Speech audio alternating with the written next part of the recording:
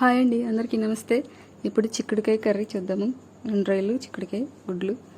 ముందుగా ఇలా పాన్ పెట్టుకుని సోంపు వేసుకుని కొంచెం ఉల్లిపాయ ముక్కలు కట్ చేసుకుని ఉల్లిపాయ ముక్కలు ఫ్రై చేసుకోవాలి. ఇలా ఫ్రై అయిన ముక్కల్లో కొంచెం కసూరి మేతి వేసుకుని ఉల్లిపాయలు మగ్గిన తర్వాత టమాటాలు వేసుకోవాలి. కట్ చేసుకున్న టమాటాలు ఫ్రై అవనిచ్చి చిక్కుడుకాయలు కొంచెం ఉడకబెట్టుకుని పక్కన పెట్టుకోవాలి. ఎగ్స్ ఉడకబెట్టుకుని చిక్కుడుకాయలు ఉడకబెట్టుకుని పక్కన పెట్టుకున్నవి ఇవన్నీ మగ్గిన తర్వాత ఇవి వేసేసుకోవాలి. ఆనియన్స్ టమాటా మగ్గిన తర్వాత చిక్కుడుకాయలు కూడా వేసేసుకోవాలి. ఇవి కొంచెం ఫ్రై అవనిచ్చి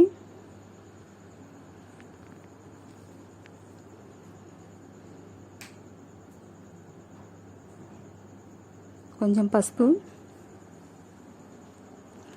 రొయ్యలను కొంచెం ఇలా ఆయిల్ వేసుకుని కొద్దిగా ఫ్రై అవనివ్వాలి. ఫ్రై అవనిచ్చి పక్కన పెట్టేసుకోవాలి. ఇవి గుడ్లు వేపుకుని కూడా పక్కన పెట్టుకోవాలి. ఇలా చిక్కుడుకాయలు మగ్గుతున్నాయి కదా, ఇప్పుడు దీంట్లో కొంచెం కారం, ఉప్పు, పసుపు, కొంచెం ఉప్పు ఇవన్నీ వేసుకొని మగ్గనివ్వాలి. ఇలా కొంతసేపు మగ్గనిచ్చి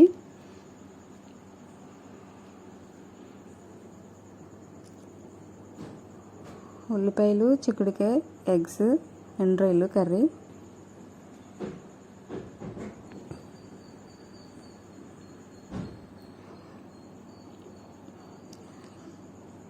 అవి మగ్గిన తర్వాత కొంచెం వాటర్ పోసుకోవాలి. ఆల్రెడీ చిక్కుడుకాయలు ఉడకబెట్టుకున్నాం కదా, ఉడకబెట్టుకున్న దాంట్లో వాటర్ పోసుకోవాలి.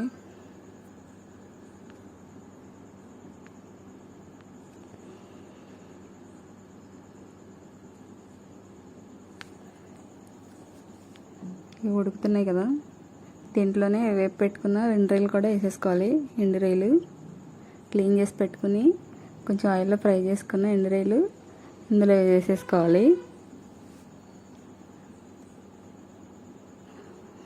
కొంతసేపు ఉడకనివ్వాలి. ఇందులోనే ఫ్రై చేసి పెట్టుకున్నాం ఎగ్స్ కూడా వేసేసుకోవాలి. ఇవన్నీ బాగా ఉడకనివ్వాలి. వాటర్ అంతా అయిపోయే వరకు, దగ్గర పడే వరకు ఉడకనివ్వాలి. ఉడుకుతుంది కదా, ఇప్పుడు మూత పెట్టేసుకోవాలి. కాసేపు ఇలా మూత పెట్టుకుని ఉడికిన తర్వాత మొత్తం వాటర్ అయిపోవచ్చింది కదా, కొంచెం కొత్తిమీర చల్లుకొని అయిపోయిందండి. ఇంతే, చాలా ఈజీగా సింపుల్గా ఎండ్రాయిలు చిక్కుడుకాయ ఎగ్స్ కర్రీ రెడీ అయిపోయింది. ఇప్పుడు టేస్ట్ చూద్దాము. ఎంతో రుచికరమైన గుడ్లు చిక్కుడుకాయ ఎండ్రాయిల్ కర్రీ రెడీ అయిపోయింది. ఇదిగోండి, చాలా ఎంతో టేస్టీగా ఉంది. ఎంతో రుచికరమైన కర్రీ. మీరు కూడా టేస్ట్ చేయండి, ఇలా ట్రై చేయండి. చాలా చాలా బాగుంటుంది. ఛానల్ లైక్ చేయండి, సబ్స్క్రైబ్ చేయండి. ఇంతేనండి, ఎంతో ఈజీగా సింపుల్గా ఎగ్ కూడా చాలా బాగా ఫ్రై అయిందండి. ఎంత టేస్టీగానే ఉంది.